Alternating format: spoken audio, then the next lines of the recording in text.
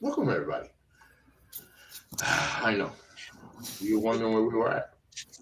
We don't ever go anywhere. Remember? NGSC Sports, we never stop. It is Monday night. I forgot to watch. Monday night, I don't even know how long it is since I've had a watch. And this is In the Batter's Box. It is the NGSC Sports Baseball Show. I am still your host, Ralph Garcia. Joined by my co host. I don't care about that big light. It's going to drive me crazy in my face. John Doucette and Louis Tenon in the middle of season 9. Uh, Good to be back, guys. Good to have you back. Louis, And you still hate the damn Yankees. Louis, did the Yankee? Oh, well, I was gonna say they lose yesterday. They didn't play yesterday. Damn, I got it bad. I was ready for a big L in the off season, but no. Of course, Louis Tenor. He is the host of the Enhanced Sports Show, Saturday 4 to 6 p.m. The harem continues. You know, all these years, all these networks, whether sister networks, all these websites and stuff that no longer exist, Yeah. and and Louis still has a harem on his show. It's like that; I'm it never still stopped. I'm a survivor though. Through Yeah, all but the the internet changes that have been is going on surviving. in the It, now 9 years I've been involved in the internet broadcasting, podcasting, whatever you want to call it. I didn't think I was gonna, make it this far. And I'm still here. I know. That's why I like about us right here. Look, nobody ever said we were gonna invent a new Mercedes at NGSC Sport. We just wanted to be a part of the fun. That's all. How about a So Lincoln? welcome back. It is season 9. Season 9 continues on In the Batter's Box. Winter baseball. Whoa. Oh, Yeah. remember the website. It is ngscsport.com where you catch all of your current content. Blah, blah. Now, I'm not going to do that anymore. I need to cut my monologue down. By the way, intro. Ah, I need to cut my intro. okay. So remember the website, ngscsports.com. Coverage, of course, of the Boston Fleet. PWHL, unfortunately. Big 5-2 loss to Montreal Yeah. Frost. Uh, Minnesota.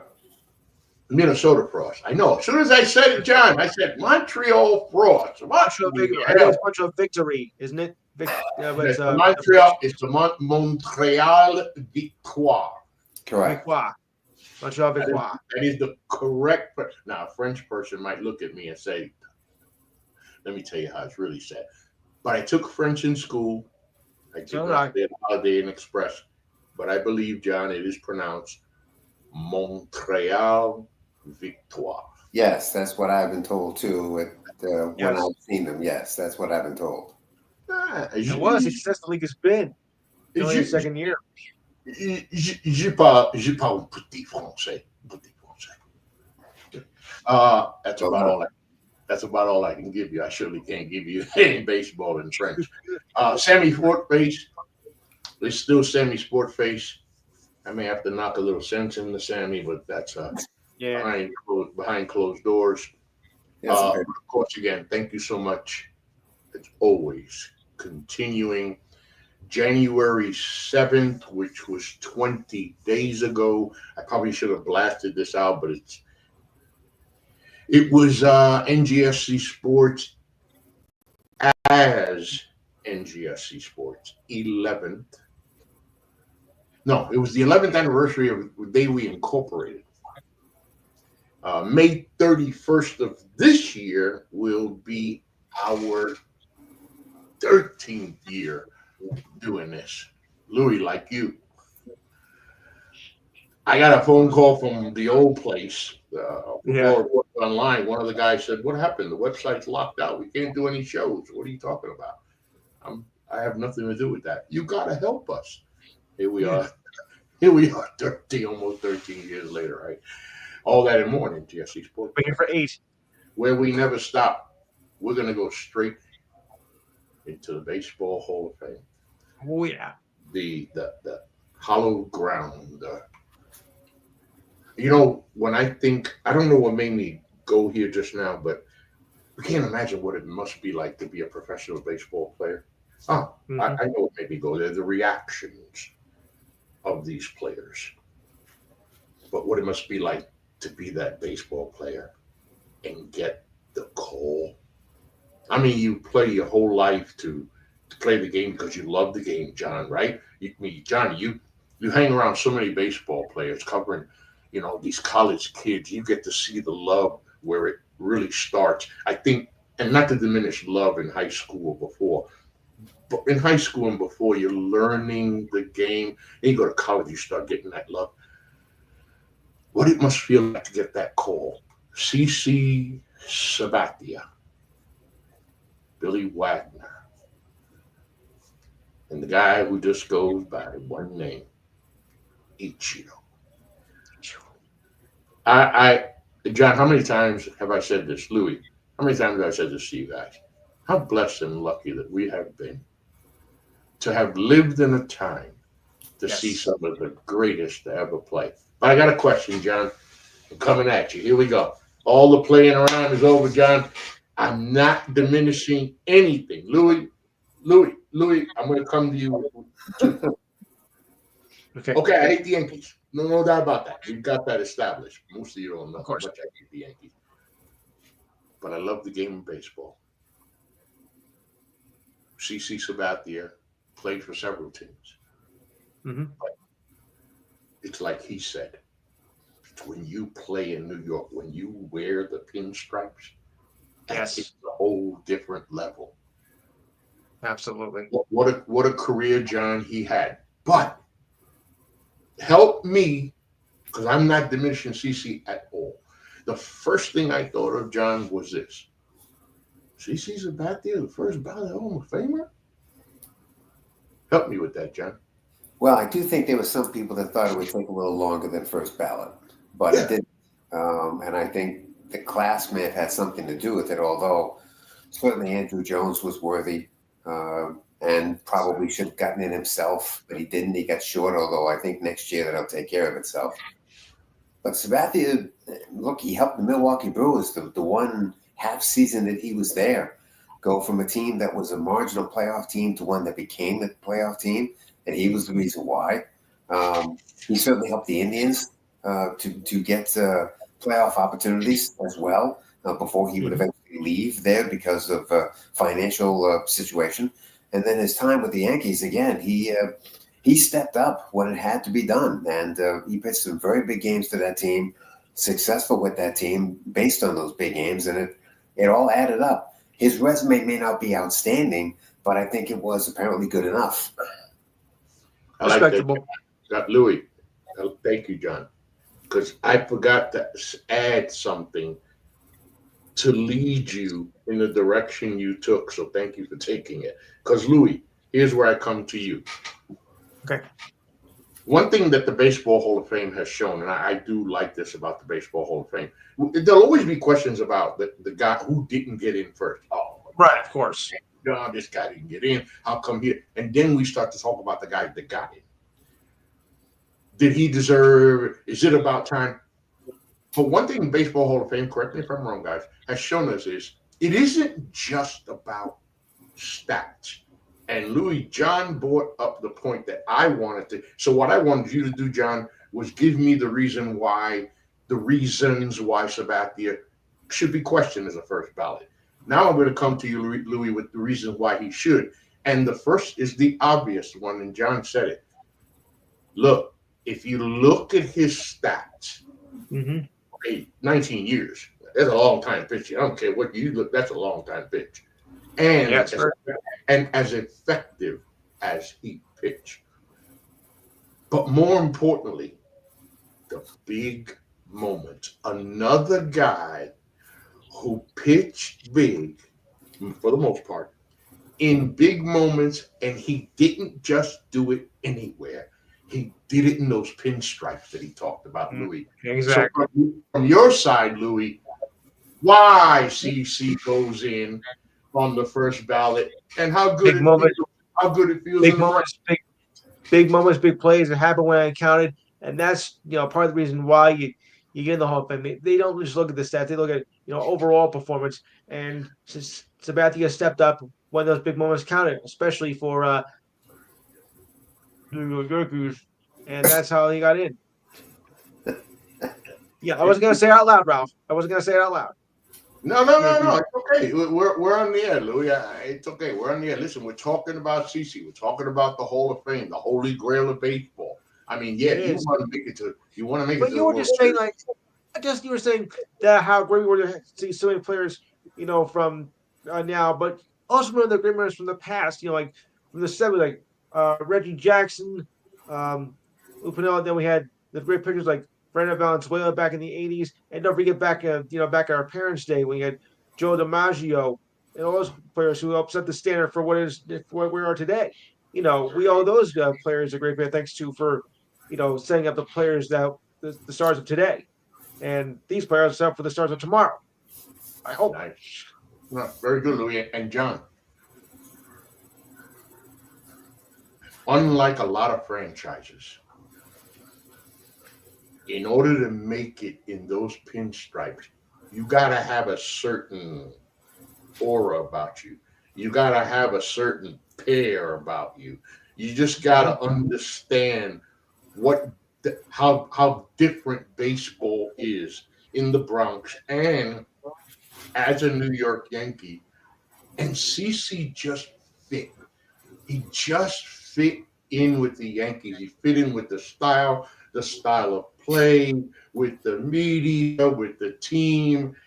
And I hope that also plays even just a little bit in this selection, because even though I don't agree that he should have been a first ballot, I'm not going to argue. I think what helped Sabathia was those big games in Milwaukee that he helped to pitch them into the playoffs. I do think that's eventually what convinced the Yankees that he could be that kind of a guy for them, and it turned out they were correct. But I do think that those moments in Milwaukee, that second half of the year when the Indians finally decided that they were going to trade him, and they traded him to Milwaukee, and he basically took that pitching staff and put it on his back and led them to the playoffs, I think is eventually what convinced the Yankees that he could be a fit in the Bronx. And as I said, it turned out to be correct. Mm-hmm. By the way, the question, John, because I know one guy is not solely responsible, but you mentioned about CC in Milwaukee and the team that Milwaukee was before CC showed up, right? It was just a mediocre team. He helped. He a marginal playoff team at that point, yeah. Right. And he made it. Is it fair to say that CC was a big part of the start of the turnaround in Milwaukee? Well, it was the first significant move that they made to really establish themselves as a playoff team. Correct. I mean, they were in their new ballpark. People were going to that ballpark to watch that team play, but they needed that next level moment, and Sabathia gave them that next level moment. Well, CC Sabathia, his reaction was, and all the guys. I'm going to save the obvious for last. So Billy Wagner. Do you know that when I said, I don't remember Billy Wagner. I said that for a second. Mm-hmm.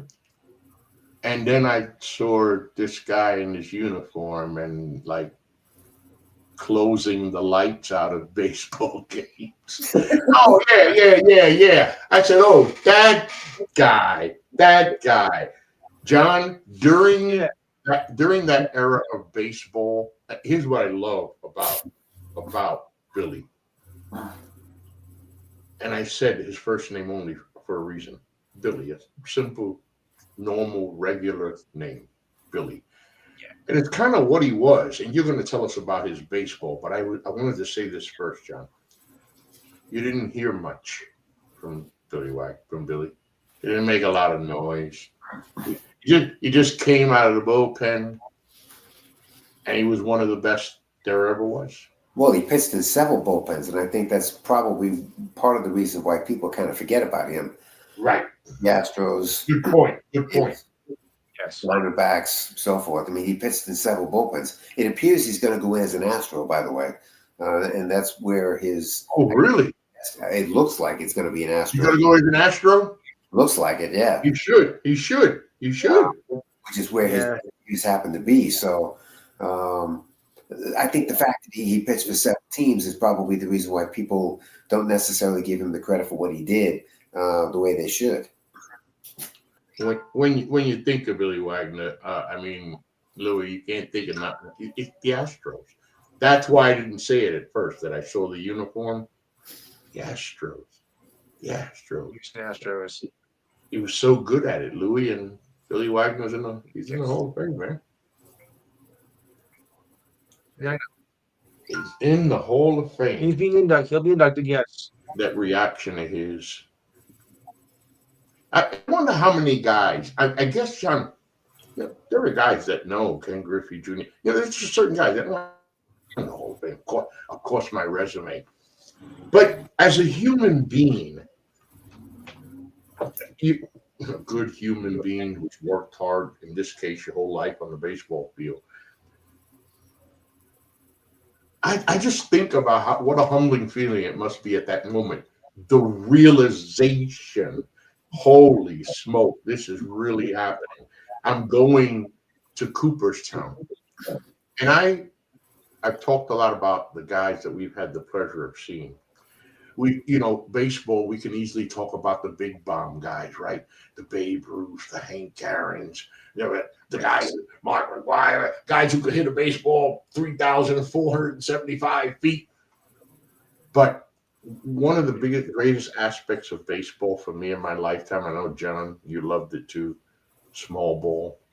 Small ball just it's like the wheel goes round, around, and around. Small ball made the game go right. The base pass, there was something happening. And remember that managers had to manage. They had to manage. They had to think. They had to strategize. And then you get these players that are so special at doing it. And Ichiro Suzuki was like, and forgive me, because guys, I literally am, as a sports fan, getting choked up right here. To John, to be able to as a baseball fan, to have witnessed this special baseball player, who you knew, by the way, there was no question he was going in on first ballot. Anyway, John, could you find the guy that didn't vote for him and interview him, please? I would love the scoop. That seems to be the question that's out there, is who was the one individual that decided that they were not going to vote for him. And I think that side story has really kind of taken away from his credentials and the reason why he's been put into the Hall of Fame in the first place. Yes, he was a wizard with a bat in his hand. There's no question about that. He was also a pretty good outfielder, too. People seem to get that part as well. But I think the fact, he didn't get the 100%, and most people seem to believe that he should have gotten that 100%. That's becoming more important than what he did on the field. And I think, somebody decided to not vote for him, whatever particular reason they could have come up with. And there really isn't any reason. But I think that's starting to take the credentials that he put out there in the first place. I mean, Louis. Yeah. This is a guy who is going to hit 300 plus. Have you 200 hits every single year? Like John said, played the field as good as anybody during his time in that position.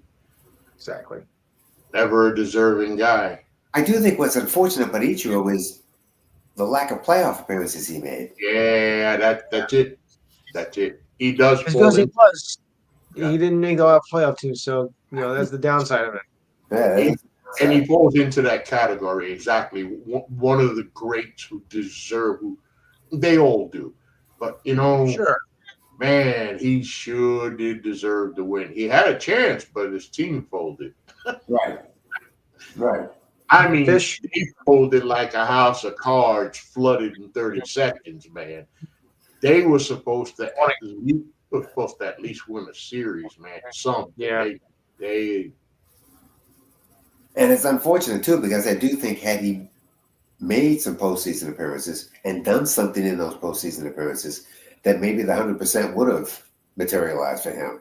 Well, Listen, Ken Griffey Jr. went through the same thing, with the Mariners. I had a guy tell me that whoever voted against him was never going to vote for him. And Right. you have There's always that one person who's like, nah, he doesn't deserve. While the majority agrees, and I would too. But there's always gonna be that one person on the outside. Nah, he didn't impress that much. I'm not letting him in.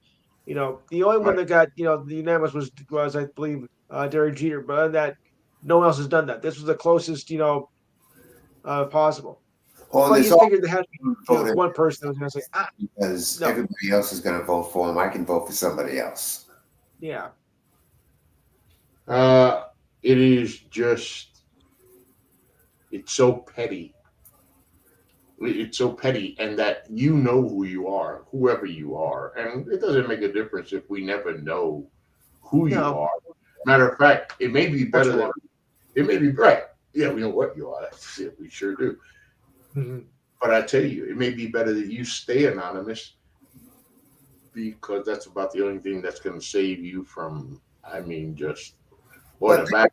it's really all about getting the 78%. That's really all you need to get is the No, right. Yeah, But but I think it's like it's insulting a legend. It is.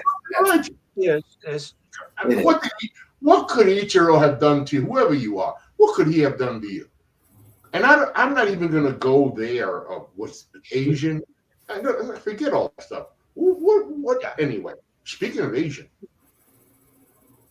MLB.com, Anthony Castrovins, great piece. He titles it "What Ichiro's Hall of Fame Induction Means for Future and Past Asian Baseball Players." Well, think about it. He's the first Japanese player to ever get in.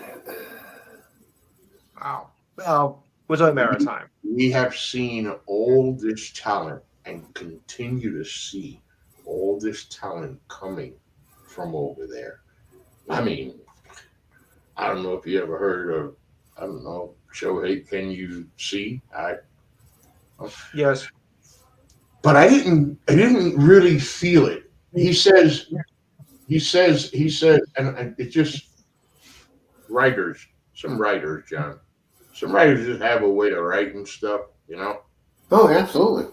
And you really, really feel it. He says, during the gestation period for the place that would become baseball's sacred shrine, Time Magazine, the New York Times, and other periodicals referred to it as the Baseball Hall of Fame.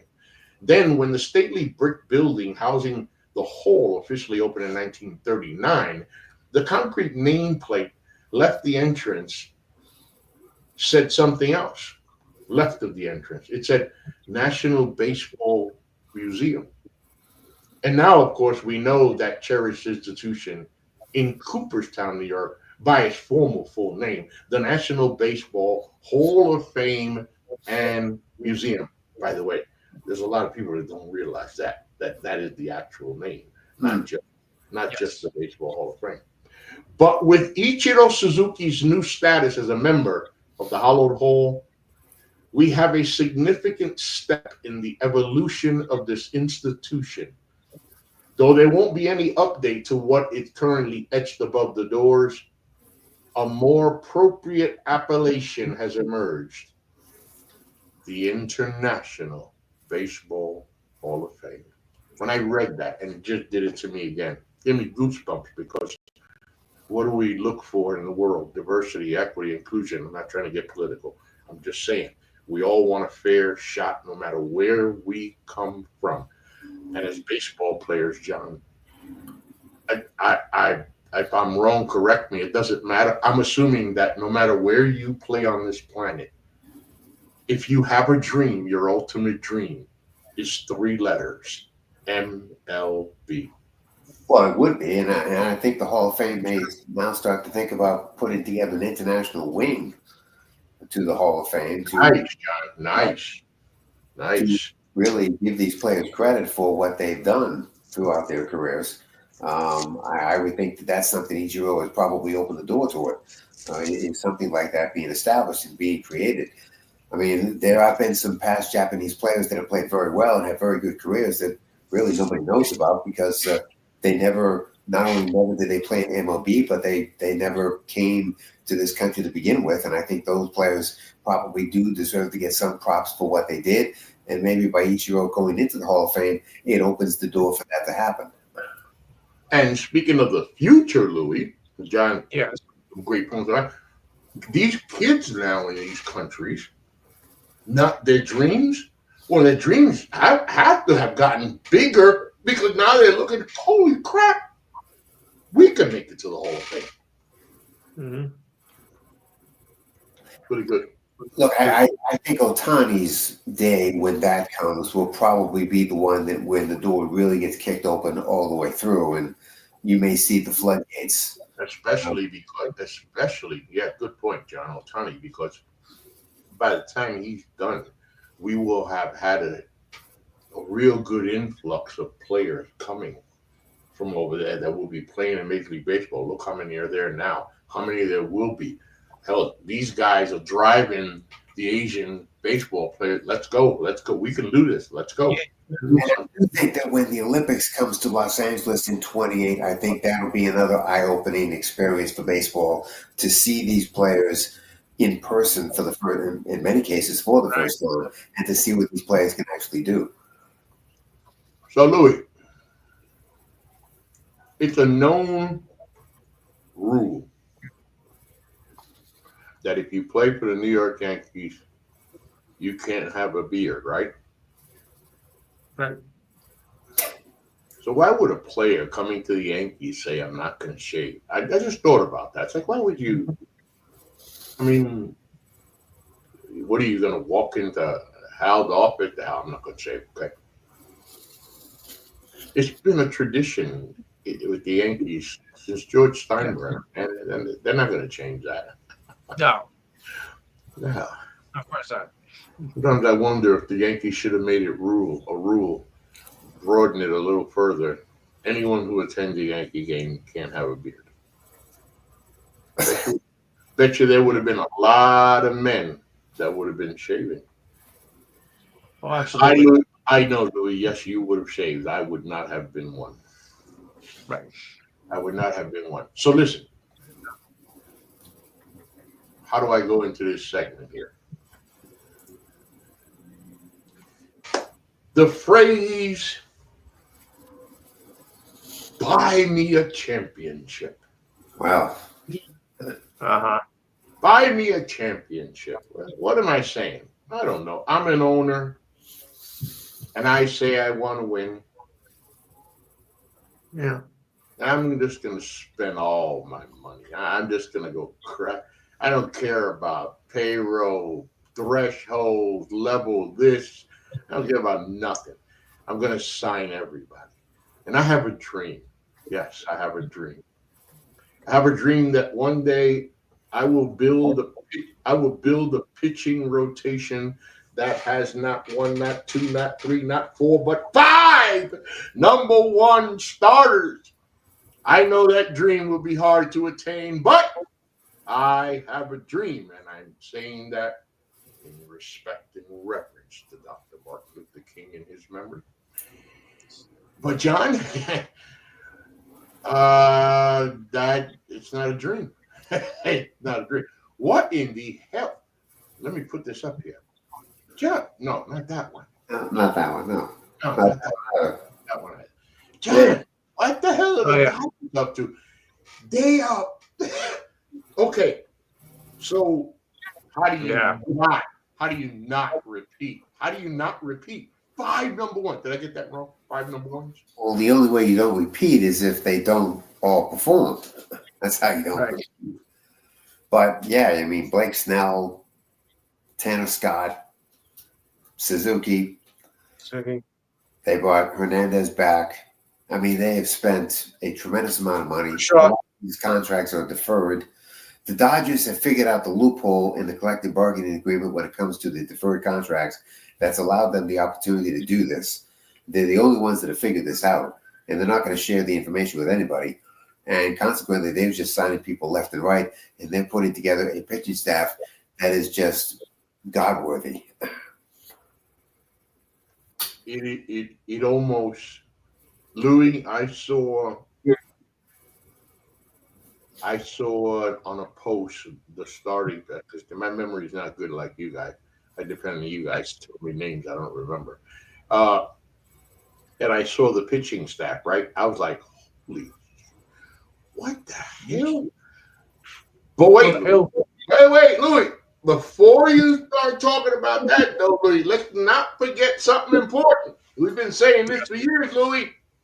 Yes, Who's the only team that could beat the Los Angeles Dodgers? the Dodgers themselves. And I Because would, in this case, that would really be the only way. Yes. that's it. I don't have to say anything else. I'm done for the show. John, just there it is. The only way this team doesn't repeat is a freaking total meltdown. Right. Right.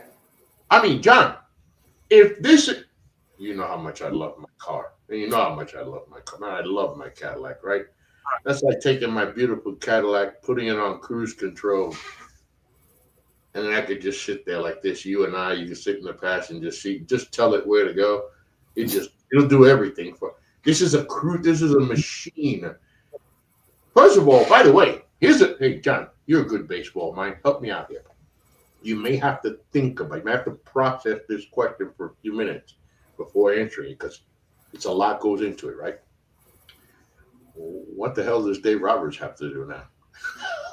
Well, either he tries to make everybody happy, which I think would be rather impossible, or he just decides who is going to be his core and he sticks with them. And I meant on the managing end, like Louis, Dave Roberts doesn't have to manage this baseball team. He can look like a manager now, but he just, kind of like just. Yeah. I do think what he'll have to do is manage the egos. That's what he's going to have to do. He's going to have to manage the egos. Good luck with that. And that's a shame that you guys both say that because John, Louis, we didn't grow up like that. See, they didn't have to manage egos, guys.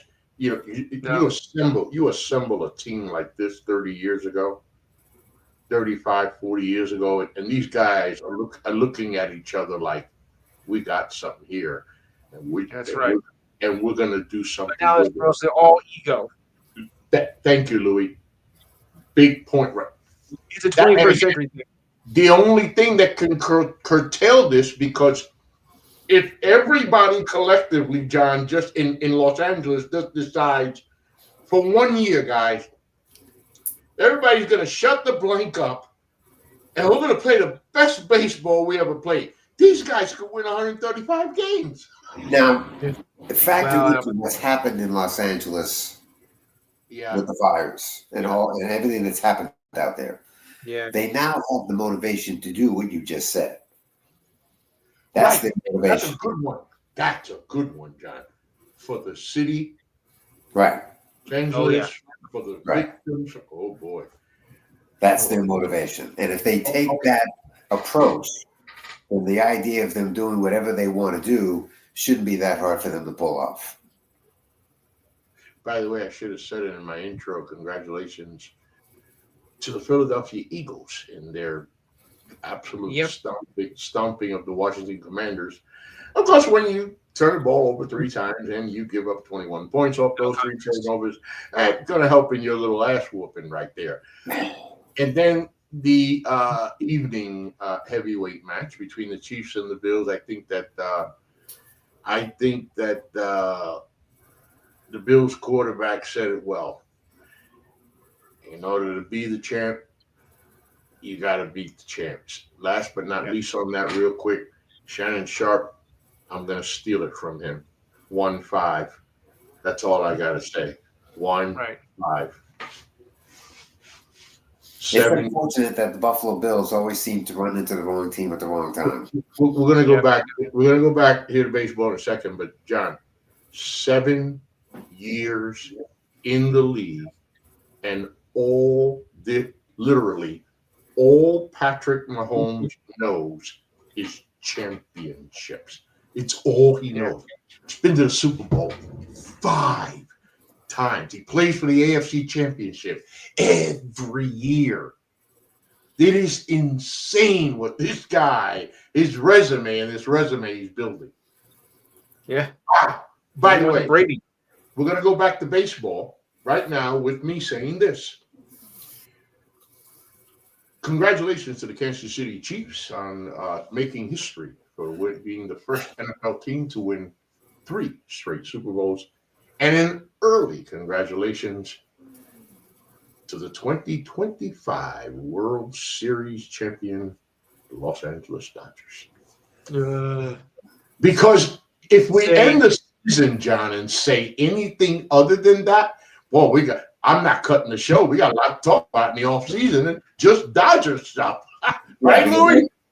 They'll exactly. Like that. They'll just like that. Listen. Those are to tell, though. I brought the point up about 5 pitchers. By the way, anybody check out their lineup? I mean, it's ridiculous.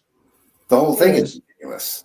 But like I said, they figured out the loophole in the collective bargaining agreement when it comes to deferred payments that's allowing them the opportunity to keep the payroll under control, and they'll just pay these guys off as they go along.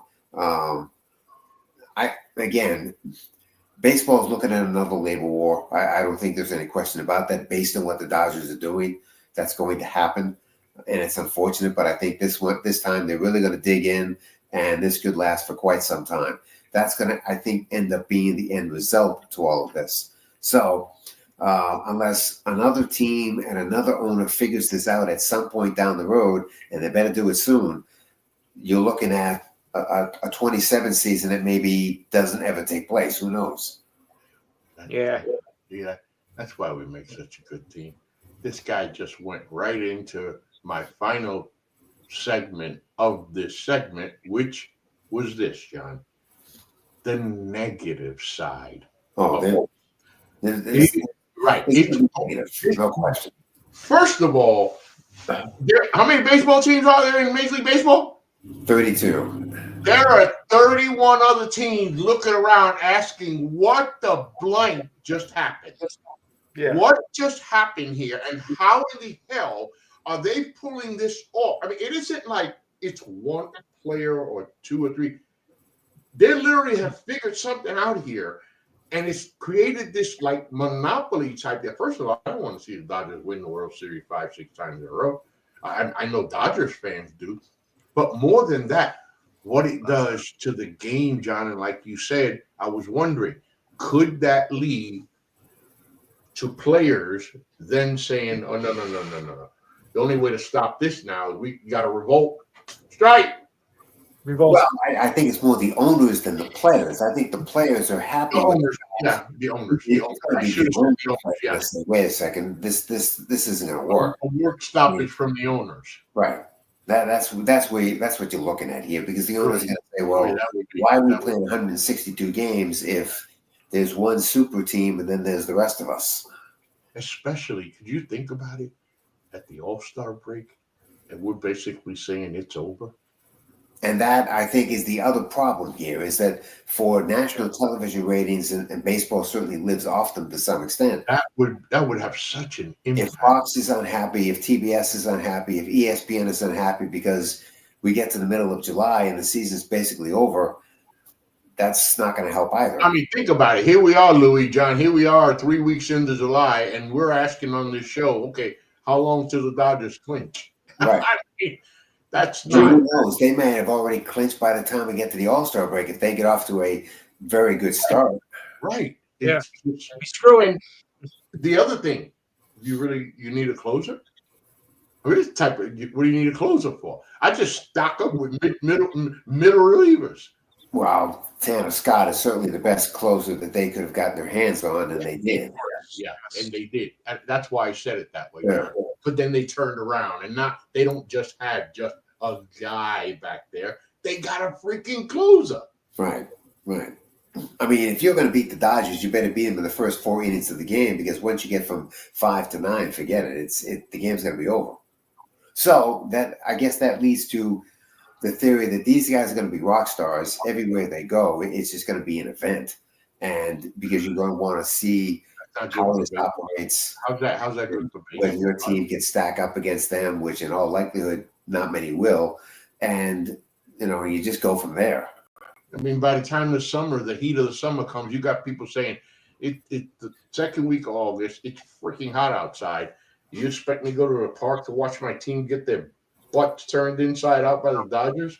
I Like think they the worst part about it is that you get to the end of July and people are always starting to think about football because this thing's gotten out right, of control. right, Yeah. Louis. Why? Why Yeah, we do don't stand a chance. We know the Dodgers are going to win. Screw it. We're done. right? Why? So I During the don't rest see of the how. season.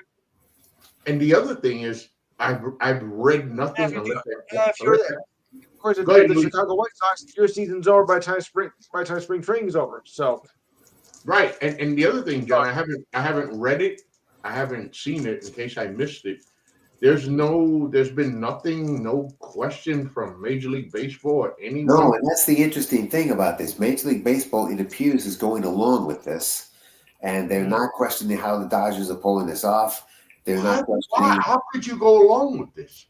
Well, it appears that they are, and I think again, it's possible that Major League Baseball has already decided we know what's coming, so we're just going to let it play itself out, and that's it. Hmm. And maybe that's why Major League Baseball is interested in the Summer Olympics of 28 because they know that that may be the only baseball that takes place. And so they'll let the players play in Los Angeles. They'll let them do it. Wow, wow.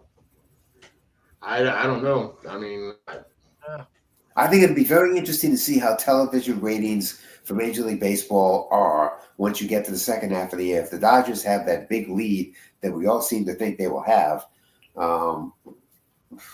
is that going to translate into ratings? I think the answer is no from a complete or what happens is you don't focus on the National League anymore because the Dodgers are clear the favorites. You start worrying about the American League because you're going to try and figure out who's going to be the team that ends up meeting them in the World Series and potentially being the sacrificial lamb. right. I don't know. And I think Fox will be peeved if you get to October and that's a sweep by the Dodgers, but not only is it a sweep, it's just a destruction. Listen, a sweep. How bad would it be to have them sweep the division, sweep the championship, sweep the world? It's what in the hell did we just play this for? Exactly. Yeah. Exactly. And I do think that should be a concern of everybody involved here. And not just now. It's not like they rented the team for a year. No. These guys have been put together for a few years. I mean, Right. Snell's contract is, I believe it's 7-8 years. Suzuki's contract is multiple years. Hernandez's contract is multiple years. I mean, these guys signed for multiple years, so it's not like this team is going to get broken up after 1 year. This team is and you think it's safe to assume that the mindset in the front office is we built this. Not because usually you build it to win, right? We're building this to win now. Win now usually means, well, we were a freaking 78 win team, 82 wins. We're gonna build it up to 90 now. In the Dodgers case, win now means win world championships. And it means establishing records that nobody's going to be able to potentially touch. Right. You didn't put this team together to go to the National League Championship Series. You put this team together to win 100+ games and just dominate. That's what you did. Period. And win 2-3 World Series in the next 2-3 years. Right. That's what you did. Louis, we may not be able to talk about the Dodgers. If they get this right, we might not be able to talk about them about beating themselves for another 4 or 5 years. Yeah. I don't know, guys. I don't know. I mean, Destruction. I thought about it as a Met fan. Do I want to listen? I watched, my Mets of the '80s, and the World Series winner and that powerhouse, and there were a couple of guys. Would I have been happy having everybody? No. The joy of the sport is the guys competing against each other.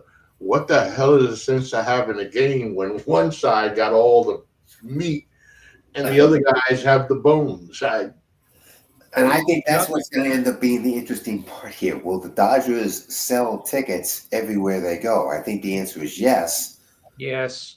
but Yeah, but will that last? Obviously, that's in the Los question. Will Angeles, it they will. last? Will it last? Obviously, in Los Angeles, they will. And as a baseball fan, the Dodgers coming to your town, like, shit, of course I want to watch this team. I want to see this team live and see. But I mean, if you're at the All Star break and the Dodgers have 55 wins, well, you know what? 65 wins. Listen, what are we doing this for? Why are we doing this? And I think that becomes the interesting question when we get to that point. If they have really established themselves so far ahead of everybody else, then that does become the question. Why are we I, doing I, this? I could see it Yeah. now. I can see it now. Welcome, everybody. It's first week of August. This is In the Batter's Box, the NBSC Sports Baseball Show. It's a baseball show, but there's no need to talk baseball, folks, because, well, season's already over. So we're going to sit around for an hour and just hang All out. the rest of the teams have defaulted, and we gave the Dodgers the championship anyway because we know we're going to lose. So why even bother? Could you imagine how I would feel if this was the Yankees that did this? First of all, it'd probably be the first season. It would probably be the first season we wouldn't have a show because I couldn't look. I couldn't look. I couldn't look you in the face. You would. Yes. I love you to death, Louis Tenor. But if the Yankees built this, your face would make me sick every week. I couldn't. No way. I By the way, I just wonder exactly what they figured out. What did they figure out that is okay. And here's the thing. I like the way you say that. But what did they figure out? What did they figure out that the supposed brains in other organizations haven't figured out?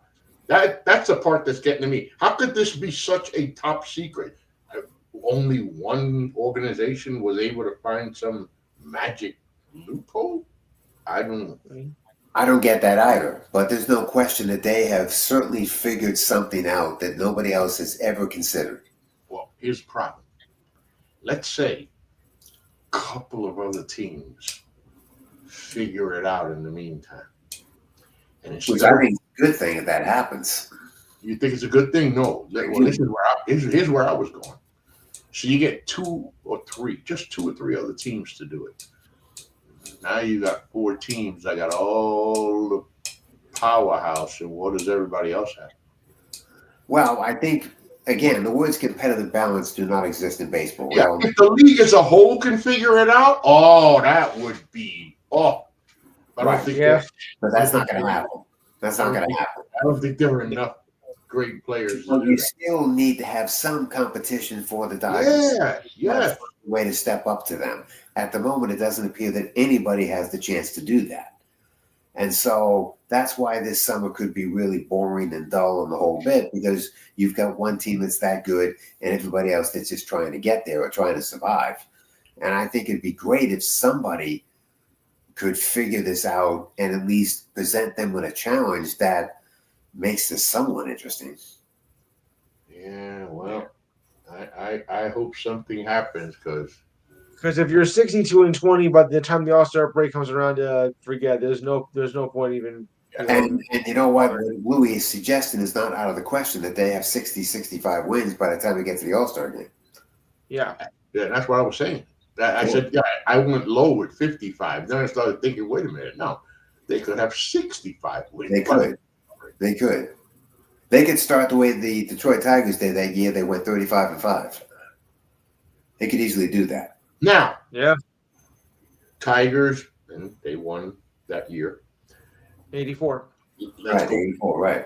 Let's go back to the Seattle Mariners. The Seattle Mariners did prove, though, that you could win 118 games and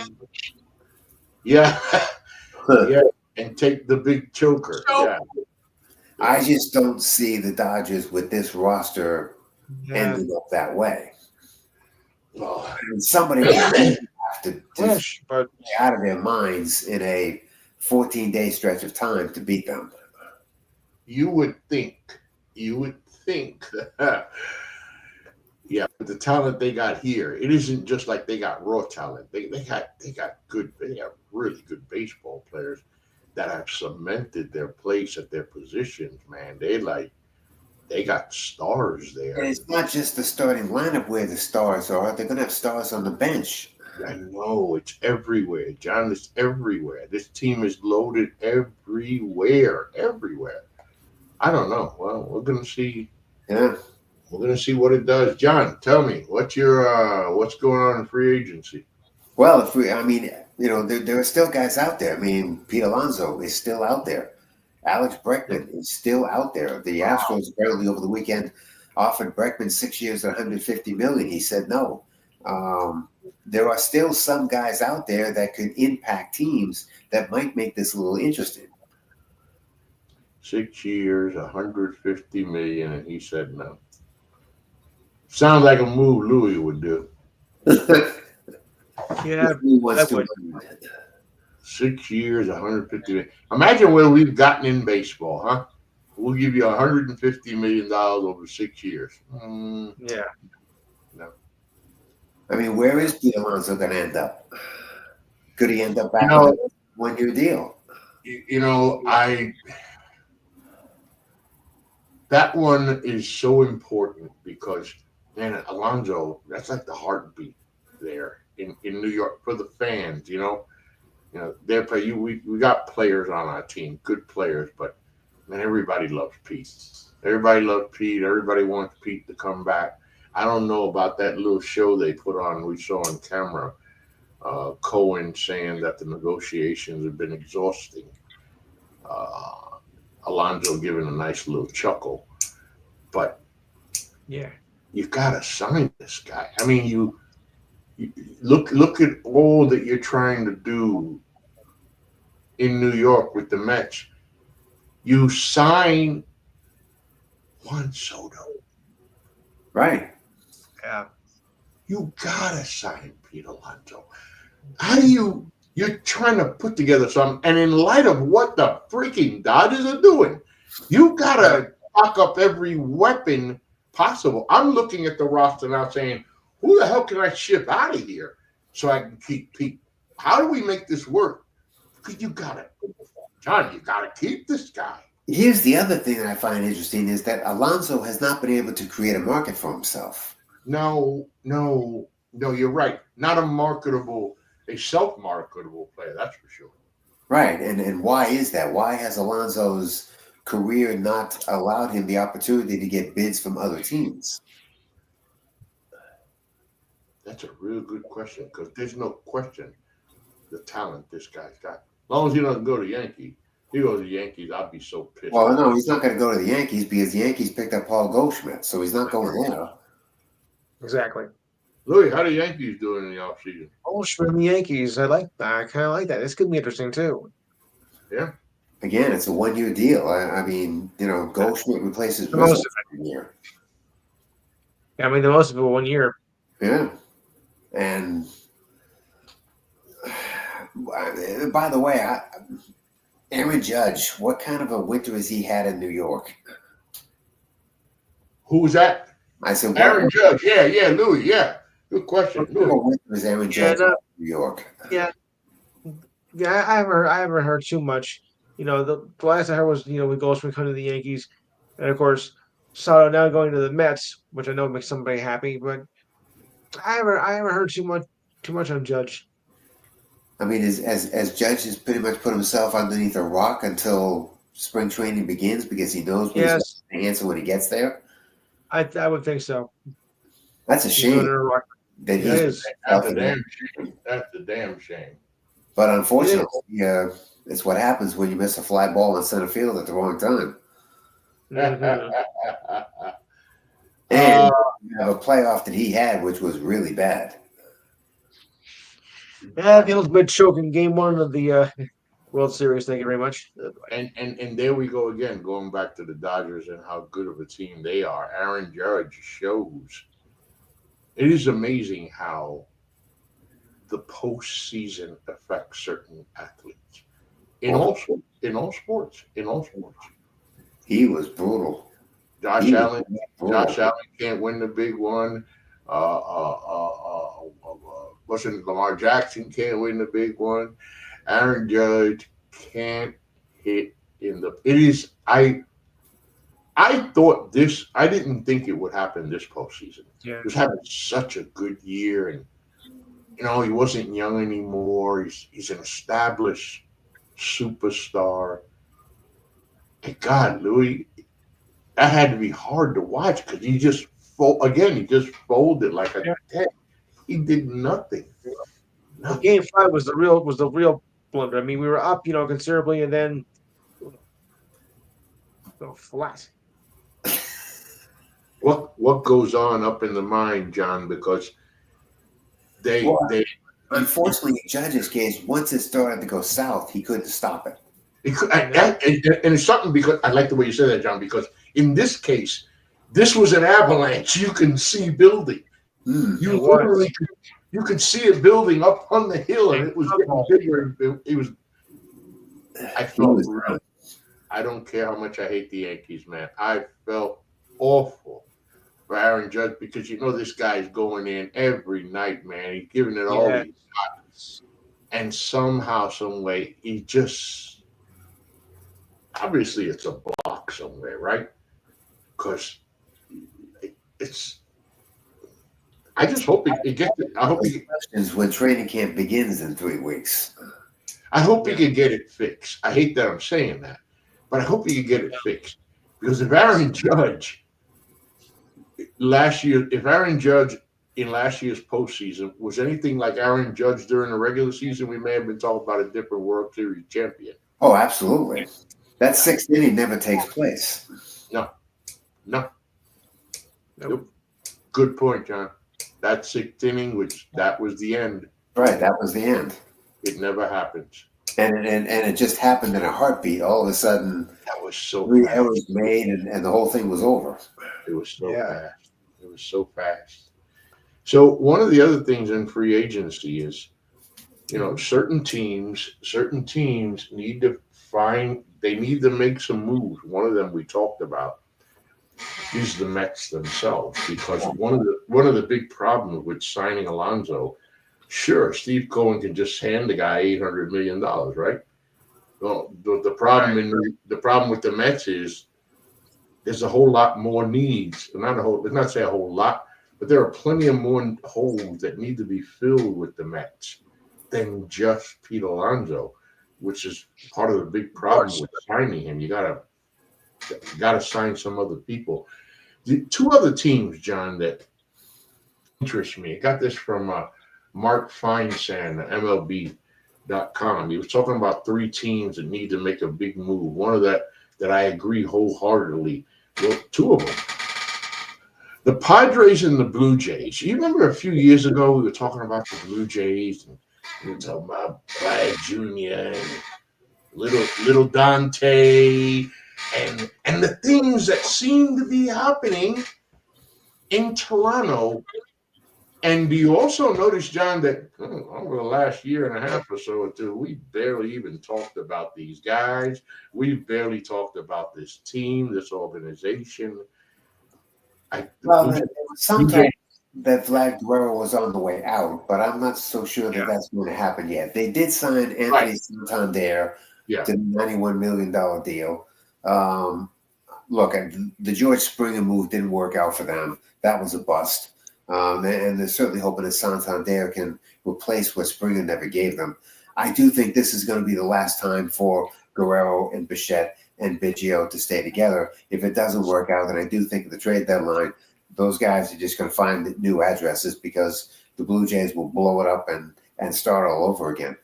The Padres, that's an awful lot of money. Yeah, that's a lot on a variety of guys. And now they've got this super team that they potentially have to deal with out there that I'm not sure they stack up really well against. And what happens? I mean, if the Padres can't hang with the Dodgers during the summer, it may end up being the same thing happens to them. They may blow that team up too. The Padres, of course, were one of the teams in hot pursuit of this Sasaki kid. Right, they were after him, yes. Yeah, that the Dodgers. Yes. And it looks like, John, it looks like they didn't have a plan B. They didn't have a plan B. In fact, a lot of teams that were after Sasaki didn't have a plan B because he's young, and the idea you could build a team around him was really what a lot of teams had in mind. But then the Dodgers just decided to show up and basically show him the money, and that took care of that.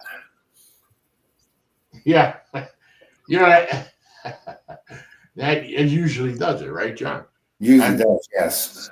I think I remember, who was it? Albert Pujols that said that God told him to take $250 million. Albert took that money from the Angels. That was a nice thing, but unfortunately, it was too late. He couldn't produce anymore like that. Con mucho respeto, which much bullshit. I mean, with much respect. That was a crock of crap that God told you to take. Listen, I bet you can get Louis up off that chair to steal a couple of bases for $250 million. Louis. Yes. Louis, yeah. 250 million. Watch Louis run the bases. And even better than that, because Louis is in better shape than me. Watch me run the bases for $250 million, buddy. Yeah. Okay. So, always interesting in free agency, right? Because it isn't so much, closing out the free agency talk, it isn't so much the names, the big names that get signed, because you always know top free agent, he's going to go, he's going to go, he's going. There's always a signing or two, right, John? There's always a signing or two that it's like, hey, nobody was looking at this guy really that hard. Look at the season he's having. Just wondering who that guy might be in 2025. We'll find out. Well, I think at the moment you're talking about guys with 3 weeks to spring training. The guys are going to start getting nervous, and they're going to start taking deals that they don't want to take, but they have no choice. Yeah. We had that conversation several years ago. That's right. It gets late in the game where you have to decide: do I want to play, or do I want to? Yeah. Do I want to screw around with these negotiations? Right. Yeah. And teams know that. At this time now, pitchers and catchers are about to report in a few weeks. They know you don't have a lot of time left. You're going to settle. That's why I think the Bregman decision with the Astros is really interesting, because I don't get that. About when did they make that offer? Recently? That was supposedly over the weekend they did that to him. Right, over the weekend. Because you could understand if they say they made him the offer at the end of the season, right? All right, well, he's thinking, I got time. You don't have that kind of time now. I don't know if anybody else is going to give you $150 million. For 6 years. For 6 years? Yeah, that's going to be interesting. Now, of course, this is a baseball show, right? We talk all baseball because we love baseball. On this show, and John and I want to make sure that this year we don't have a show that we don't talk about college baseball, so long as college baseball is being played, or even when it's not being played. John was taking a look at the rankings here, John. Okay. I love this thing. Instead of computer, we got me a nice tablet. God damn it. Got enough. Texas A&M is the team right now that everybody seems to think. Yeah, John. Yeah, they were number 2. They just moved to the top spot recently, and wow, are they having a season?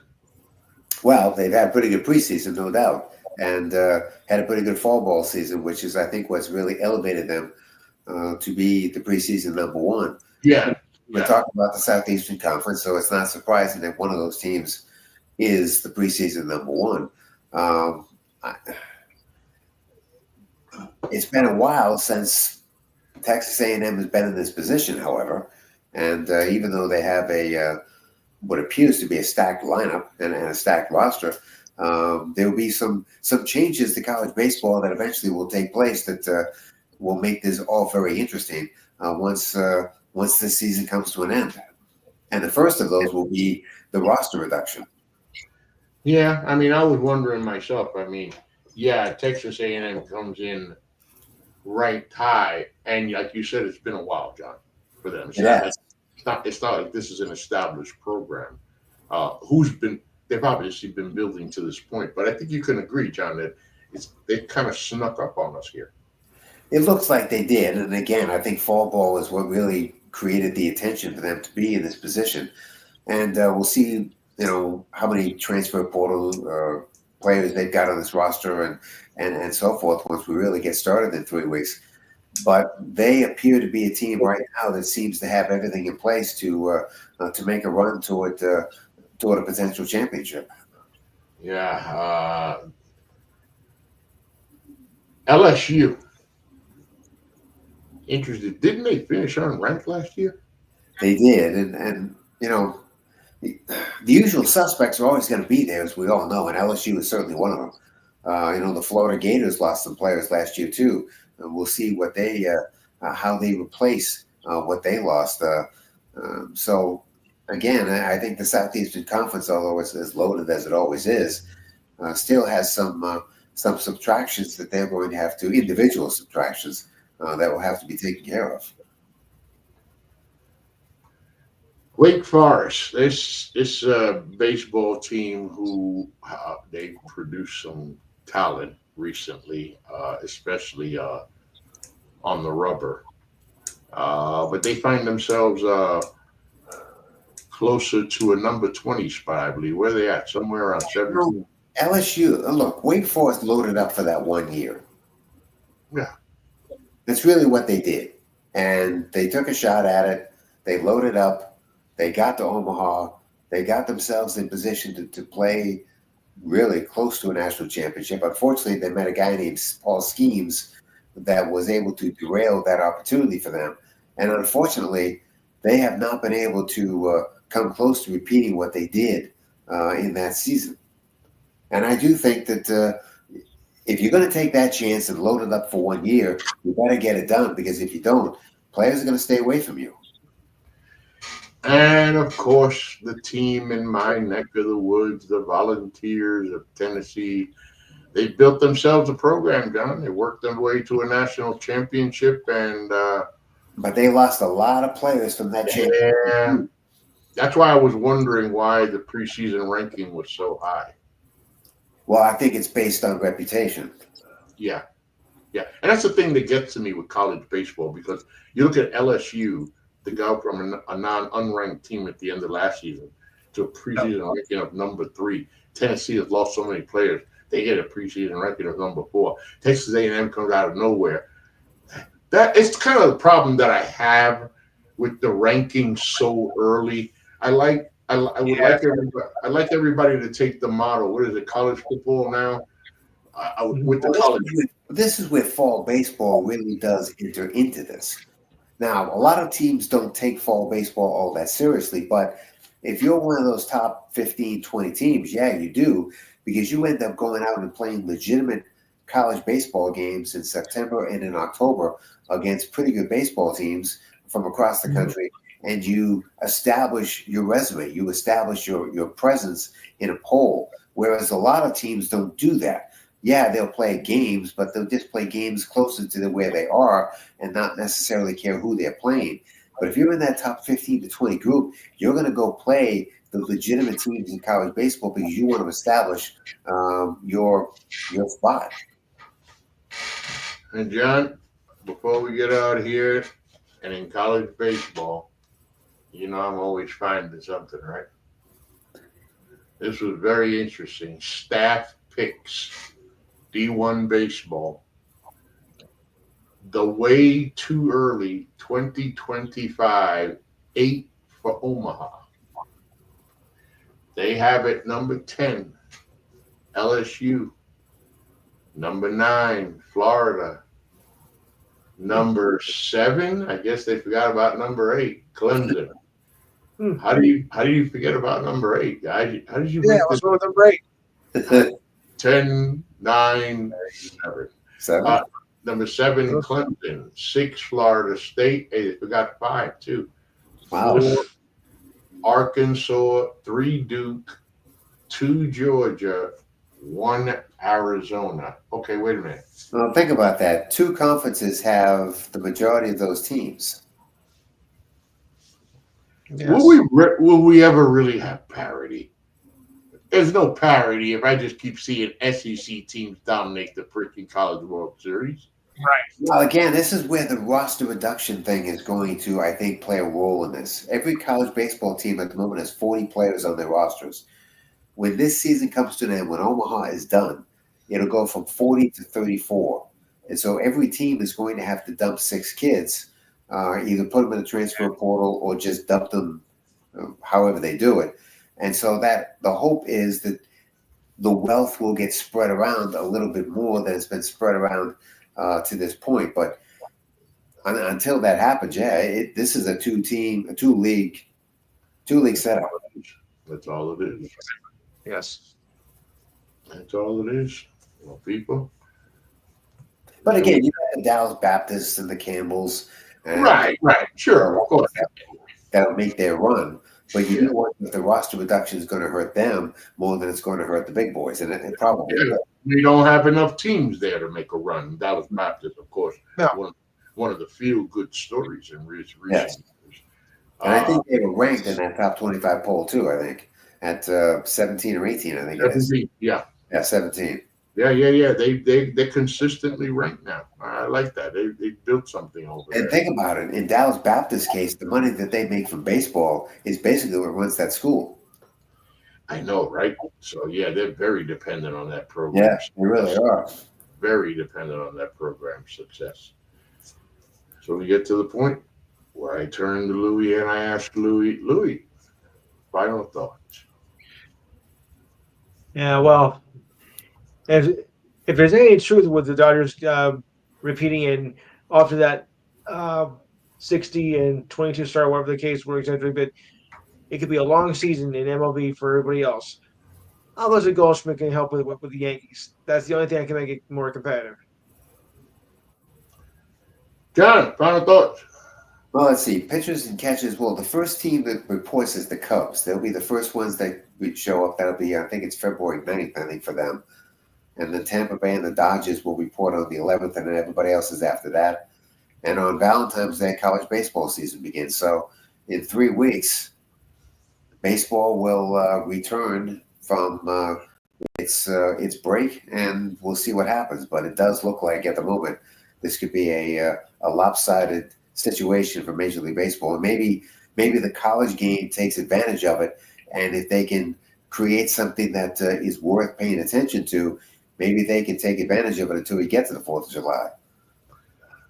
My final thoughts go straight back to the 3 newest members of the Baseball Hall of Fame. You work hard.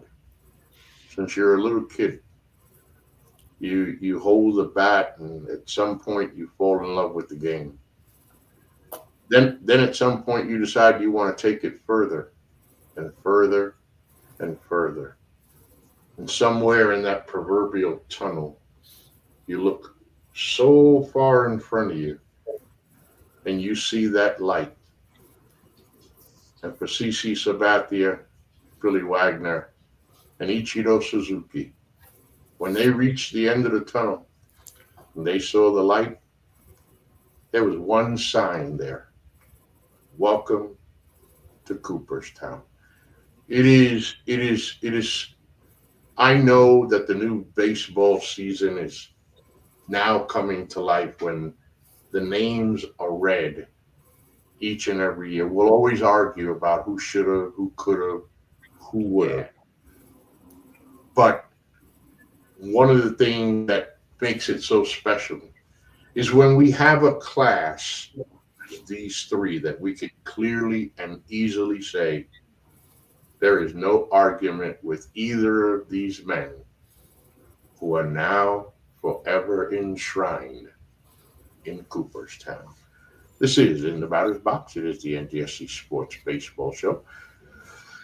I'm your host, Rob Garcia, joined alongside by my partner, friend, and co-host, John Doucette. Of course, as always, Louis Tenor. The only flaw in Louis' life is a Yankee fan. But we don't hold that against him. We love him anyway. We look forward to finishing season 9, going into season 10. And I always joke about, John, somewhere around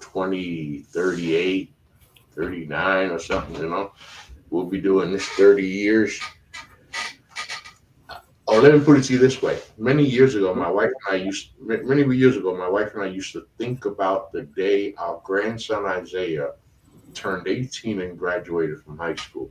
And every time we thought about it, we said, "Whew, that's a long ways away. 2025 is a long ways away. It's 2025 right now." Yeah. So let me be careful how I say that because we're going to be three beat down over the hill, ready to check out old men, but we will still say, play ball. They play ball, I hope. 68 by then. Thank you for joining us this evening again. This is In the Battle Box. Remember, the website is ndscsports.com where you catch all of the current content. I'll be back on the air real soon with no longer the attack on the politicals. We have changed the name, the theme, the motto of the show, the direction of the show. It is still the coach and I and Lori. We now call it United, Not Divided, where we meet on common ground. We'll come up soon. First show did great, but in the meantime, thank you all for joining us. Peace. So long for now.